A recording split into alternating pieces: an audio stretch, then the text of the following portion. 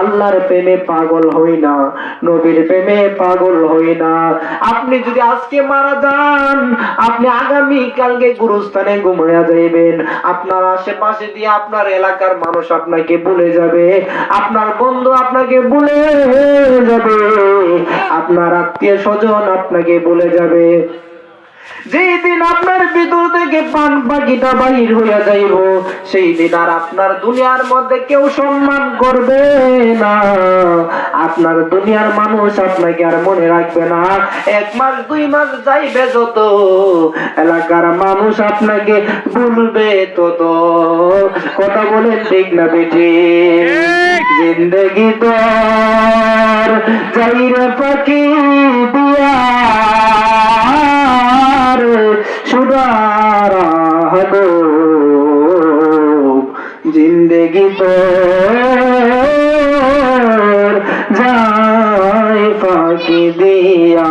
বলো, জিন্দেগি তোর যাইরে ফাঁকি দিয়া সোনার জিন্দেগি তোর যায় ফাঁকি দিয়া। ও আদম রে, কামিনীর ওই ফুলে দে কাল ঘুমেতে রইলি তুই, সারা নিশি কাটাইলি তুই ঘুমাইয়া ঘুমাইয়া সোনার জিন্দেগি তোর যায় ফাঁকি দিয়া। বলো, জিন্দেগি তোর যায় ফাঁকি দিয়া সোনার জিন্দেগি তোর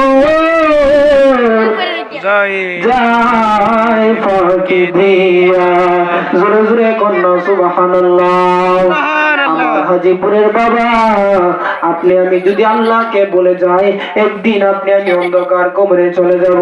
এই অন্ধকার কবরের সাথে আপনার দুনিয়ার বন্ধু হবে না, এই অন্ধকার কবরের সাথে আপনার মা বাবা হবে না, আপনার বেবি হবে না, আপনার সন্তান আদি কেউ এই অন্ধকার কবরের সাথে হবে না।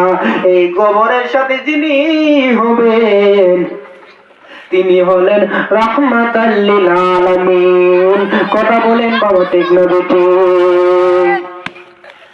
যে নবী আপনার জন্য দিওয়ানা, আমার জন্য দিওয়ানা, আপনি আমি আজকে সেই নবীকে ভুলে গেলাম, সেই নবীর আদর্শ ভুলে গেলাম, সেই নবীর কোরআন ভুলে গেলাম।